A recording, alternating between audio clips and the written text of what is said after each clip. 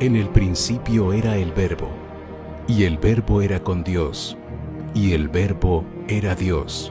Todas las cosas por Él fueron hechas, y sin Él, nada de lo que ha sido hecho fue hecho. Pero el Verbo no estimó el ser igual a Dios como cosa a que aferrarse, sino que se despojó a sí mismo, tomando forma de siervo, hecho semejante a los hombres, y habitó entre nosotros, y vimos su gloria, gloria como del unigénito del Padre, lleno de gracia y de verdad. Vislumbres de la cruz.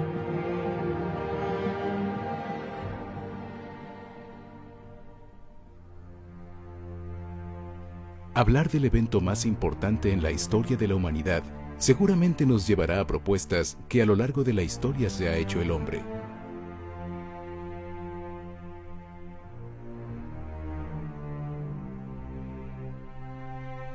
Pero, ¿cuál es el evento más importante de la historia? Para los evolucionistas, el evento más importante de la historia fue el día en que cierto primate descendió de los árboles y comenzó a caminar erguido.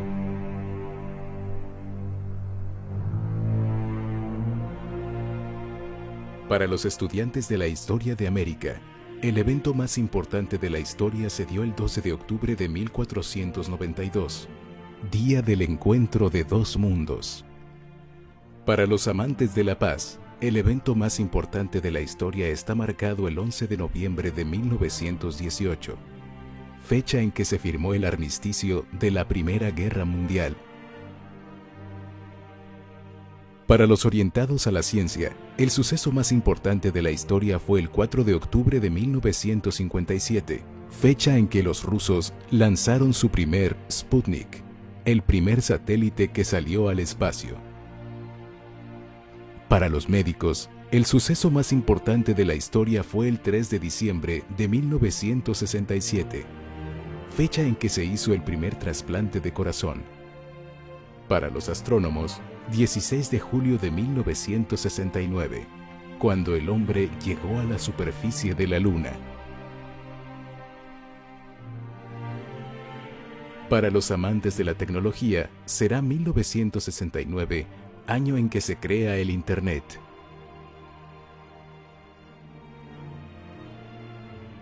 Sin embargo, hay un evento que cambió el curso de la historia y el destino de toda la humanidad, porque abrió la eternidad para los seres humanos y trajo perdón, esperanza y vida. Para miles de millones de seres humanos que han vivido y hoy vivimos sobre este planeta, el suceso más importante es la muerte y resurrección del Señor Jesús. Este glorioso e histórico suceso fue anunciado muchos años antes de que aconteciera. Estos sucesos podrían marcar su inicio y relevancia a través de los sacrificios, revelados en el Antiguo Testamento bíblico.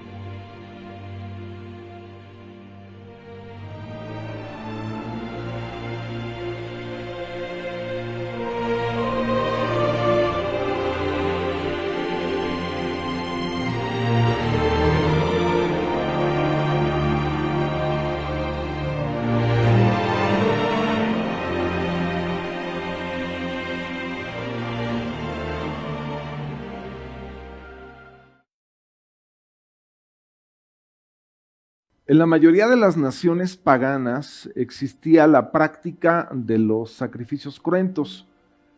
Cruento significa con derramamiento de sangre. En Israel había dos tipos de sacrificios, los cruentos y los incruentos, es decir, había sacrificios en donde estaba de por medio el derramamiento de sangre y en donde no lo había. Los sacrificios incruentos son la ofrenda vegetal, las primicias y Shavuot, que posteriormente llegó a conocerse como Pentecostés. Realmente el término bíblico es la fiesta de las semanas. Los sacrificios cruentos, donde había de por medio el derramamiento de sangre, comienzan con la fiesta de la Pascua, el sacrificio de la Pascua, con la que incluso se inauguraba el año religioso. Luego el holocausto, los sacrificios de paz, la expiación y los sacrificios por el pecado y por la culpa. Son dos fundamentalmente los términos que el Antiguo Testamento utiliza para referirse a los sacrificios. Uno es el término corbán, que significa acercado al altar, significa algo que está presente para con Dios y una ofrenda, y el término sebaj, que significa matar o inmolar, generalmente está referido al sacrificio de animales. Los etnólogos e historiadores de las religiones convienen en que el sacrificio humano es tan universal como la misma religión.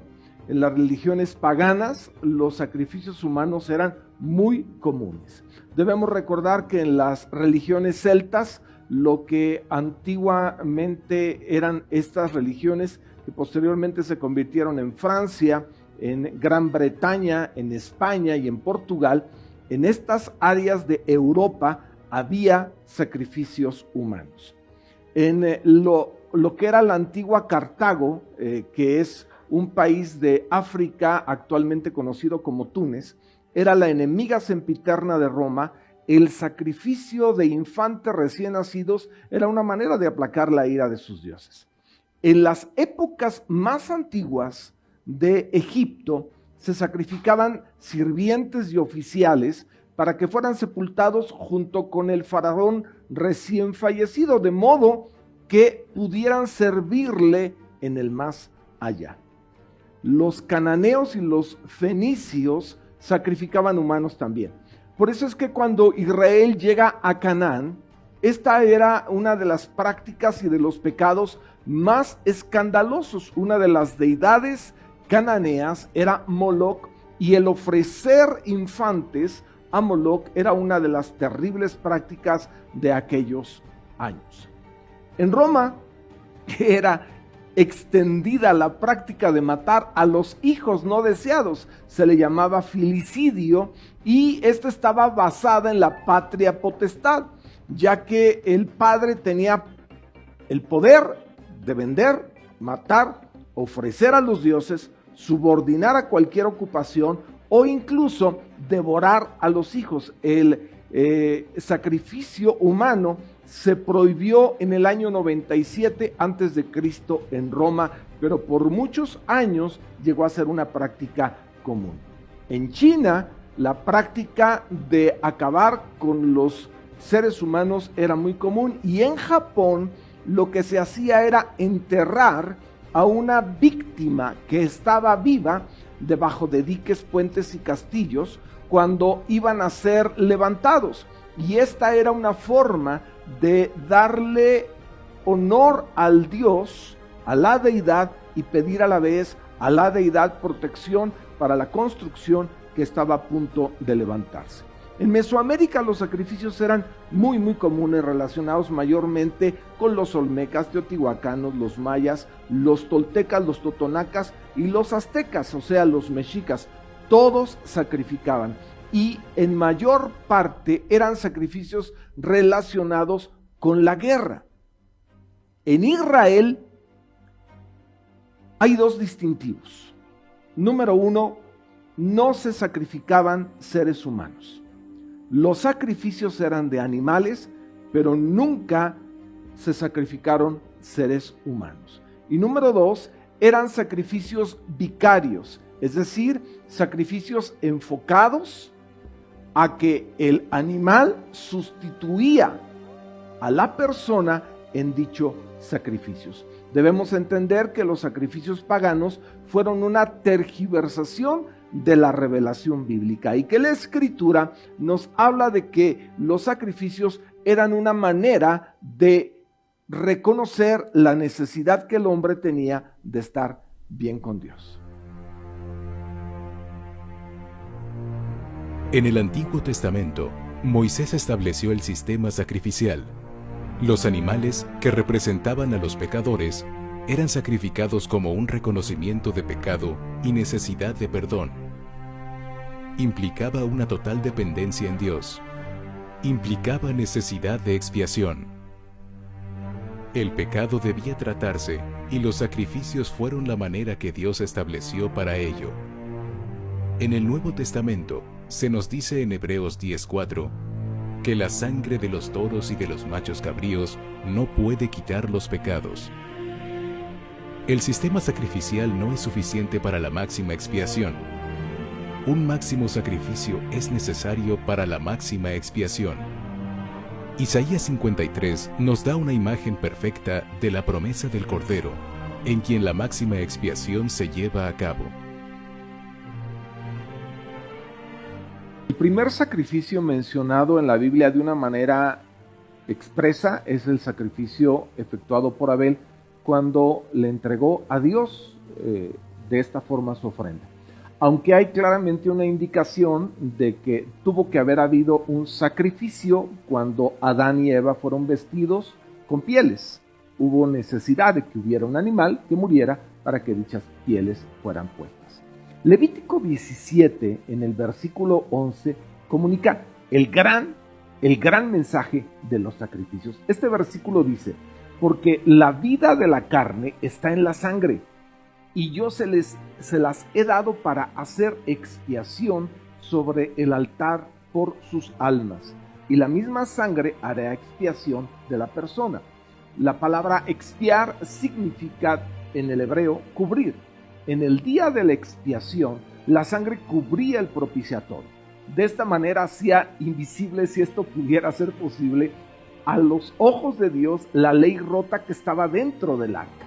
Tanto en Pesaj, que es Pascua, como en Yom Kippur, que es el día de la expiación, como también en el sacrificio por el pecado y por la culpa, en estos la víctima tomaba el lugar del oferente, muriendo así en su lugar. El mensaje que desde milenios Dios estaba comunicando era que la paga del pecado es muerte, lo que Romanos 6:23 de manera muy clara dice. Pero el Señor nunca pidió la muerte del pecador, pidió su arrepentimiento y un sacrificio sustitutorio. Es muy relevante que los judíos no han vuelto a sacrificar desde que los romanos destruyeron el templo en el año 70 después de Cristo, y así sin pretenderlo están cumpliendo varias profecías que señalan la terminación del sacrificio de animales después de la venida del Mesías. En el capítulo 9, versículo 27 del libro del profeta Daniel claramente dice: y por otra semana confirmará el pacto con muchos. A la mitad de la semana hará cesar el sacrificio y la ofrenda. A la mitad de la semana hará cesar el sacrificio y la ofrenda. El Nuevo Testamento interpreta las gloriosas verdades que estas figuras sacrificiales comunicaban. Mire lo que Juan el Bautista dijo acerca de Jesús en el capítulo 1, versículo 29 del Evangelio. He aquí el Cordero de Dios que quita el pecado del mundo. Dios ha anunciado el impresionante valor de las profecías.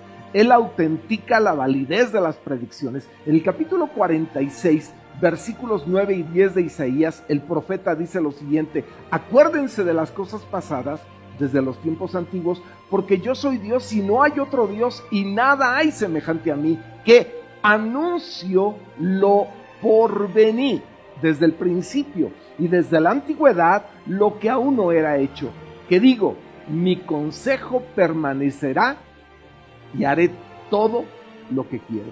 El impresionante valor de la profecía bíblica es entendida claramente por el apóstol Pablo. Por eso es que en Romanos capítulo 1 versos 2 y 3, Pablo escribe al final del verso 1, Dios, que él había prometido antes por sus profetas en las santas escrituras acerca de su Hijo, nuestro Señor Jesucristo, que era del linaje de David según la carne. Pablo de esta forma está reconociendo cómo las profecías estaban enfocadas de manera particular en la persona del Mesías, que es nuestro Señor Jesucristo.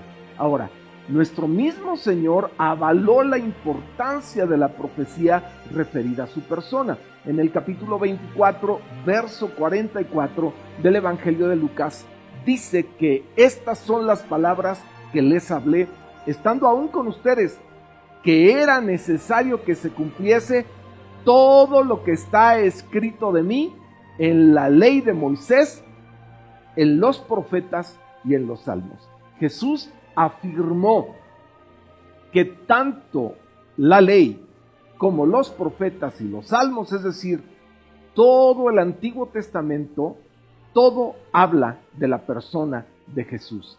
En él se cumplen las profecías mesiánicas.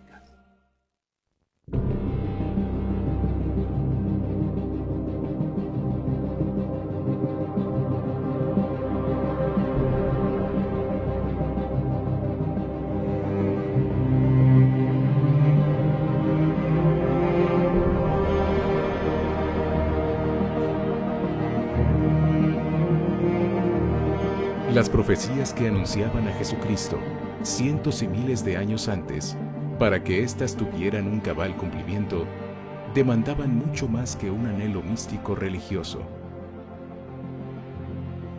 Era imprescindible una clara intervención divina, para que ante los hombres de todos los tiempos quedara claro que Jesús es de quien había sido profetizado.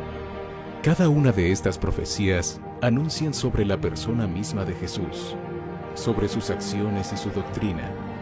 Es sorprendentemente maravilloso ver en Jesús el cumplimiento de cada una de las profecías dadas. Ellas son una confirmación de la divinidad de Jesucristo y nos confirman que realmente la Biblia está inspirada por el Espíritu Santo. Las profecías se tornan más interesantes bajo nuestra perspectiva humana, cuando las observamos desde aspectos que nos resultan más familiares, en los que se refieren a los grandes momentos de la vida de Jesús. Uno de los escritores más prolíferos de nuestro tiempo, que trata el tema de las profecías y de la divinidad de nuestro Señor de manera muy bien documentada, es sin duda Josh McDowell. Él habla de que son 4 los aspectos de la profecía predictiva. Menciona en primer lugar que determina que existe una inteligencia divina detrás del Antiguo y Nuevo Testamento. Es decir, que hay alguien que inspiró la Biblia en su totalidad para converger de manera tan exacta tanto en las profecías al haber sido predichas, obviamente, como en su cumplimiento. Número 2, establece el hecho de Dios. Por medio de esta profecía se revela la inteligencia divina que está presente en las profecías. Número 3, autentica la divinidad de nuestro Señor Jesucristo, ya que muchas de estas profecías nos presentan no al hombre, sino al mismo Dios hecho carne. Y número 4, pone en evidencia la inspiración de la Biblia. La Biblia, aunque está compuesta de 66 libros, es un solo tomo, es una sola verdad, es una sola revelación. Como usted sabe, 1500 años van desde Moisés a 1600 hasta el último de los apóstoles, que fue el compañero de Pedro, el buen Juan, y aproximadamente 40 fueron los escritores de la Biblia. McDowell afirma con pruebas bíblicas que el Antiguo Testamento contiene más de 300 referencias al Mesías que fueron cumplidas precisamente en nuestro Señor Jesucristo. Y Canon Liddon enlista 332 predicciones de manera exacta que hay en el Antiguo Testamento y que fueron literalmente cumplidas en la persona de nuestro Señor Jesús.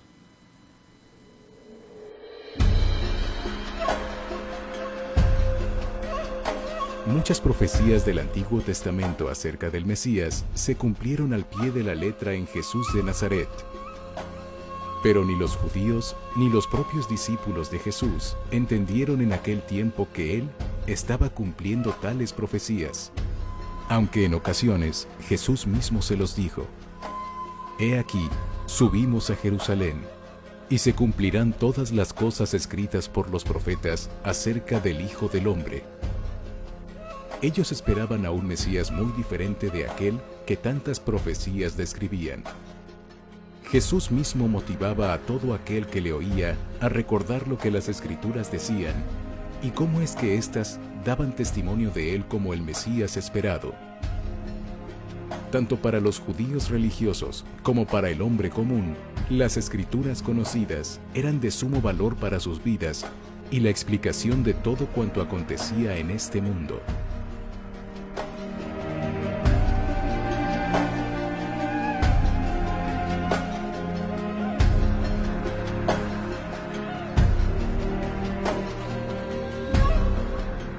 De las 332 profecías que se cumplieron en la persona de nuestro Señor Jesucristo, se considera que fueron 29 las que concretamente se cumplen en la pasión y en la muerte, en la crucifixión de nuestro Señor. De estas 29 seleccionamos 10 que consideramos son las más relevantes. Primera, dice la profecía que habría de ser traicionado por un amigo. David en el Salmo 41, versículo 9, dice: aún el hombre de mi paz, en quien yo confiaba, el que de mi pan comía, alzó contra mí el calcañar. 950 años antes de que nuestro Señor Jesucristo naciera, el rey David proféticamente habla de que el Mesías sería traicionado por alguien con quien él confiaba, con quien mantenía una relación muy cercana. Mateo en el capítulo 10, verso 4, habla del cumplimiento preciso de la profecía. Dice él: Simón el cananista y Judas Iscariote el que también le entregó. En el capítulo 10 de Mateo, Leví está hablando de la lista de quienes fueron los discípulos del Señor y menciona en último lugar a Judas Iscariote diciendo que él le había entregado, cumpliendo así la terrible profecía de la traición que 950 años se predijo. Segunda profecía, que habría de ser vendido por 30 piezas de plata.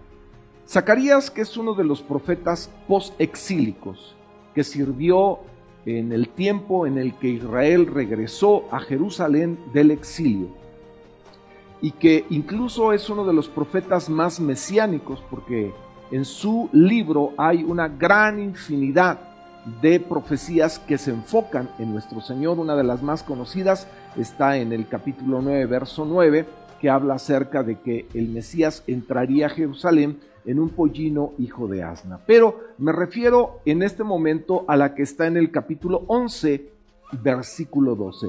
Dice la profecía: y les dije, si les parece bien, denme mi salario, y si no, déjenlo.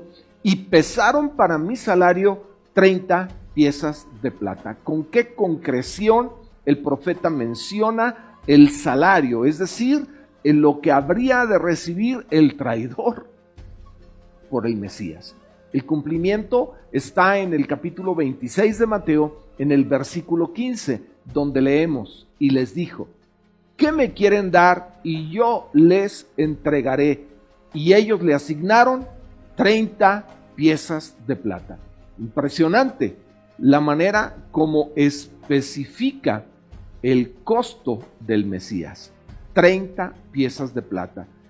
Zacarías, 520 años, posiblemente antes de que nuestro Señor Jesucristo naciera, fue tan específico al mencionar que habría de ser el salario que recibiría el traidor. La tercera profecía habla de que sería abandonado por los amigos. El mismo profeta Zacarías, en el capítulo 13, versículo 7, da una escalofriante profecía. Dice él: levántate, oh espada, contra el pastor y contra el hombre compañero mío, dice el Señor de los ejércitos. Hiere al pastor y serán dispersadas las ovejas, y haré volver mi mano contra los pequeñitos. Impresionante.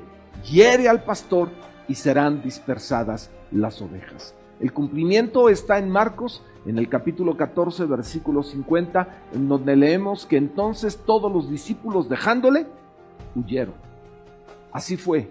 El pastor fue herido y las ovejas dispersadas. La cuarta profecía es que sería acusado por falsos testigos. El rey David en el Salmo 35, versículo 11, profetiza lo siguiente: se levantaron testigos malvados, de lo que no sé me preguntan. Testigos malvados. Y en el capítulo 26 de Mateo, versículos 59 y 60, dice la Escritura que los principales sacerdotes y ancianos y todo el concilio buscaban falso testimonio contra Jesús para entregarle a la muerte, y no lo hallaron, aunque muchos testigos falsos se presentaban, pero al fin vinieron 2 testigos falsos. Usted recordará que la profecía donde ellos se fundamentaron fue que Jesús dijo que destruyeran el templo y que en 3 días Él lo habría de levantar. Pero de una manera muy clara, Juan en el capítulo 2 de su evangelio menciona que Él estaba hablando de su propio cuerpo.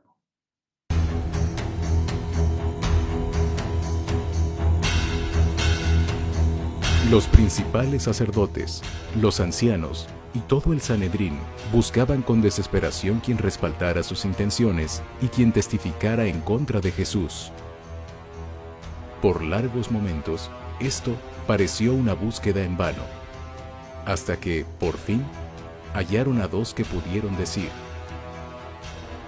puedo derribar el templo de Dios y edificarlo en 3 días. Como respuesta, el silencio de Jesús fue sorpresivo y a la vez ensordecedor para la mente de aquellos que tenían ya un objetivo señalado. Pero fue mucho más sorprendente para todos aquellos que hurgaban en Jesús verle abrir su boca y decir: tú lo has dicho. Además os digo, de aquí en adelante veréis al Hijo del Hombre sentado a la diestra del poder y viniendo en las nubes del cielo.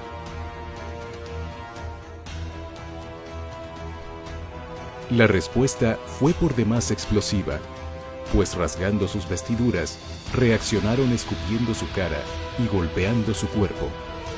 Es reo de muerte, se oían gritando.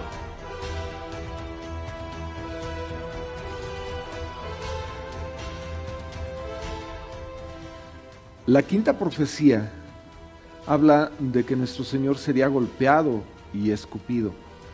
El llamado príncipe de los profetas, Isaías, que profetizó tal vez unos 750 años de Cristo, en el capítulo 50, versículo 6, escribe lo siguiente: di mi cuerpo a los heridores y mis mejillas a los que me mesaban la barba. No escondí mi rostro de injurias y disputos. El cumplimiento, capítulo 26 de Mateo, en el versículo 67. Entonces le escupieron el rostro y le dieron de puñetazos y otros le abofeteaban. Por supuesto que citar estas profecías no es un asunto que nos dé alegría, porque hablan del terrible padecimiento que nuestro Señor sufrió, pero habla también de la perfección con la que Dios conocía todos los detalles y los anticipó cientos de años antes de que aconteciera. La sexta profecía habla de manera impresionante cómo las manos y los pies del Mesías habrían de ser horadados. David en el Salmo 22, uno de los salmos más mesiánicos, en el versículo 16, antes de hablar del verso 16, el Salmo 22 de hecho comienza con las palabras de Cristo en la cruz: Dios mío, ¿por qué me has desamparado? Es un salmo mesiánico por excelencia. En el versículo 16 dice David: porque perros me han rodeado, me han cercado cuadrilla de malignos, horadaron mis manos y mis pies. La manera como David en este salmo es tan exacto al hablar de que uno de los sufrimientos que el Mesías habría de tener era el ser traspasado en sus manos y en sus pies, es verdaderamente impresionante. El capítulo 20 del Evangelio de Juan, en el versículo 25, habla del cumplimiento. Le dijeron pues los otros discípulos: al Señor hemos visto. ¿Recuerdan el caso de Tomás? Él les dijo: si no viere en sus manos la señal de los clavos y metiere mi dedo en el lugar de los clavos y metiere mi mano en su costado, no creeré. El Señor fue traspasado de sus manos, de sus pies y también de su costado. David, 950 años antes de que aconteciera, lo predijo.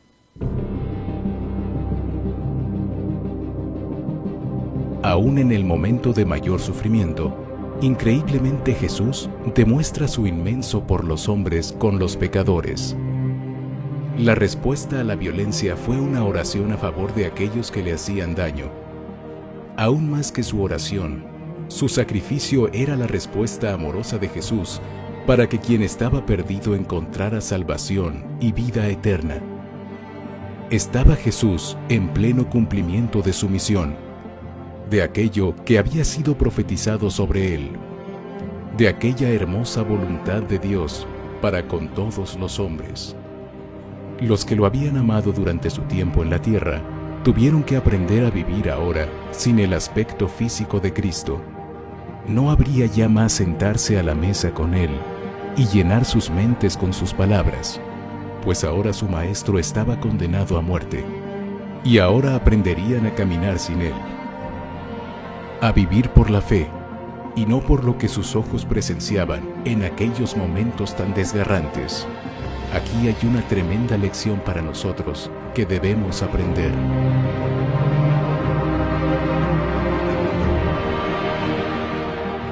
Séptima profecía, crucificado con ladrones. Isaías, en lo que se considera el corazón del libro profético que él escribe, el capítulo 53, que da impresionantes detalles del Mesías. En el versículo 12 dice: por tanto, yo le daré parte con los grandes, y con los fuertes repartirá despojos, por cuanto derramó su vida hasta la muerte, y fue contado con los pecadores, habiendo él llevado el pecado de muchos y orado por los transgresores. Subraye que él fue contado con los pecadores. El cumplimiento está en el capítulo 27 de Mateo, versículo 38, donde leemos que entonces le crucificaron con él a dos ladrones, uno a su derecha y otro a su izquierda. Dice la profecía que esto pasaría, y exactamente así sucedió. La octava profecía habla de que él intercedería por sus perseguidores. El mismo versículo del capítulo 53 de Isaías, vuelvo a hacer referencia al mismo, dice: por tanto, yo le daré parte con los grandes, y con los fuertes repartirá despojos, por cuanto derramó su vida hasta la muerte, y fue contado con los pecadores, habiendo él llevado el pecado de muchos y orado por los transgresores. Aquí la parte final del versículo es donde se enfoca que a pesar del intenso sufrimiento que el Mesías habría de tener, el Mesías habría de interceder, de orar por aquellos que le dañaron. El cumplimiento lo vemos en el capítulo 23 de Lucas, versículo 34. Dice allí: y Jesús decía: Padre, perdónalos, porque no saben lo que hacen. Y repartieron entre sí sus vestidos, echando suertes. Impresionante cómo de la boca del Señor no salió una maldición contra aquellos que lo afectaban, sino una súplica al Padre de perdón.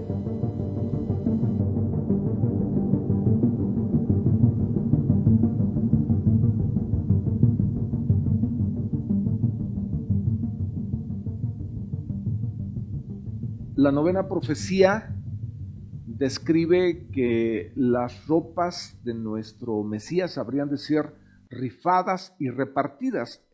El Salmo 22, que ya cité, este salmo mesiánico, en el versículo 18 escribe David: repartieron entre sí mis vestidos y sobre mi ropa echaron suertes. Qué impresionante precisión de la profecía. El cumplimiento está en el capítulo 19 de Juan, en los versículos 23 y 24, que dicen: cuando los soldados hubieron crucificado a Jesús, tomaron sus vestidos e hicieron 4 partes, una para cada soldado. Tomaron también su túnica, la cual era sin costura, de un solo tejido de arriba abajo. Entonces dijeron entre sí: no la partamos, sino echemos suertes sobre ella, a ver de quién será. Y Juan dice: esto fue para que se cumpliese la escritura que dice: repartieron entre sí mis vestidos y sobre mi ropa echaron suertes. Y así lo hicieron los soldados. La 10ª profecía habla de que sus huesos no serían quebrados. El mismo David, en el Salmo 34, versículo 20, escribe lo siguiente: Él guarda todos sus huesos, ni uno de ellos será quebrantado. El cumplimiento está en el capítulo 19 del Evangelio de Juan, verso 33. Él escribe: mas cuando llegaron a Jesús, como le vieron ya muerto, no le quebraron las piernas. Los huesos del Señor fueron respetados, y la profecía dice que ninguno sería quebrado, y así le sucedió al Señor. Al hablar acerca de las profecías de la pasión y muerte de nuestro Señor, sobresale una que es de gran alegría y tiene que ver con la resurrección del Mesías. Hay diversas profecías que aluden a este hecho maravilloso. Me voy a referir al Salmo 16, un bello salmo. En el capítulo 16 de los Salmos, verso 10, escribe David lo siguiente: porque no dejarás mi alma en el Seol, ni permitirás que tu santo vea corrupción. Pedro, en el día de Pentecostés, cuando predica el mensaje en el que convoca al pueblo de Israel al arrepentimiento, en el capítulo 2, versículo 31, fíjese usted la manera como Lucas escribe. Viéndolo antes, habló de la resurrección de Cristo y alude concretamente a esta profecía, que su alma no fue dejada en el Hades, ni su carne vio corrupción. Es cierto, la profecía habla de que el Mesías habría de sufrir, habría de padecer y habría de morir, pero también la profecía habla de que el glorioso Mesías resucitaría, venciendo a la muerte y levantándose sobre de ella.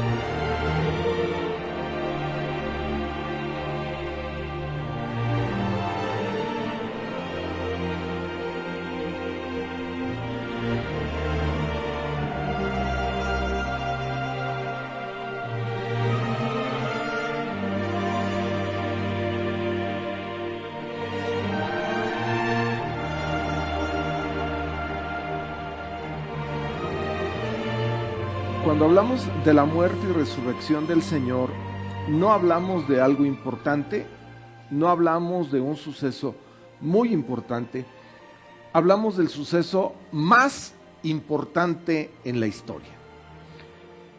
La importancia de un suceso se mide en función de los perjuicios o los beneficios que aporta. Y la muerte y resurrección del Señor es el evento con mayores beneficios para la humanidad. Dios, a través de los sacrificios y de las profecías, lo anticipó como el gran remedio para solucionar el mayor problema en la humanidad. El profeta Daniel, que es un profeta exílico, unos tal vez 550, 600 años antes de que nuestro Señor naciera, dio la profecía de las 70 semanas, que es una profecía impresionantemente exacta, y en el versículo 24 del capítulo 9 de su libro menciona los 4 propósitos de la muerte del Mesías. Número 1, terminar la prevaricación. Número 2, poner fin al pecado. Número 3, expiar la iniquidad. Y número 4, para traer la justicia perdurable. Impresionante lo que Daniel predice. Que usted y yo tengamos la gracia de aprovechar este magno suceso, conociendo a Jesús como el Salvador y como el Señor de nuestra vida. En el capítulo 3, versículo 1 de la carta a los Hebreos, el autor dice: por tanto, hermanos santos, participantes del llamamiento celestial, consideren al apóstol y sumo sacerdote de nuestra profesión, Cristo Jesús. Apóstol significa enviado o mensajero.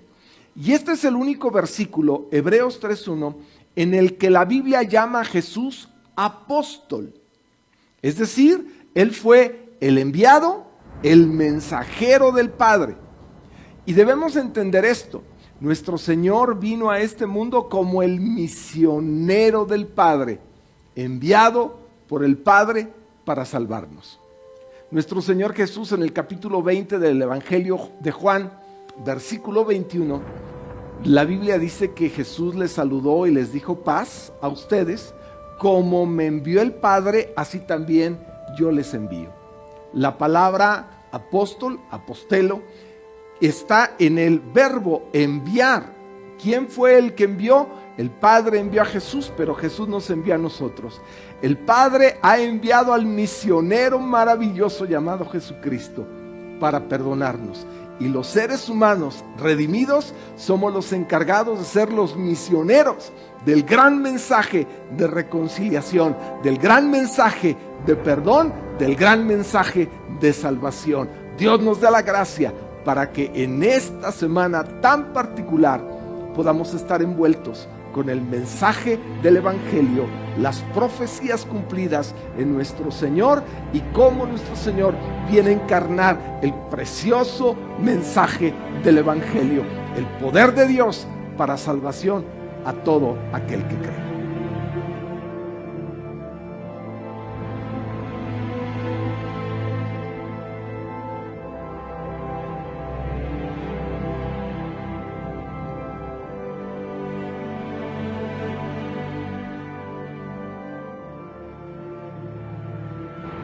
Porque de tal manera amó Dios al mundo, que ha dado a su Hijo unigénito, para que todo aquel que en él cree no se pierda, mas tenga vida eterna.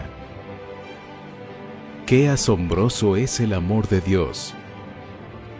Y lo es aún más el hecho de que se entregó por nosotros, para que seamos llamados hijos de Dios y tengamos la oportunidad de acceder a ese invaluable llamado, a ir donde Él nos ha enviado. Jesús seguramente pensó en el hombre del siglo XXI y decidió enviarnos, pues aún hay millones que aún no han escuchado el glorioso nombre de Jesús, ni de sobre su obra gloriosa en la cruz. Es una necesidad interna de quien ha recibido su perdón por la obra de Jesús en la cruz, en proclamar esas buenas nuevas a cada persona, pueblo y nación.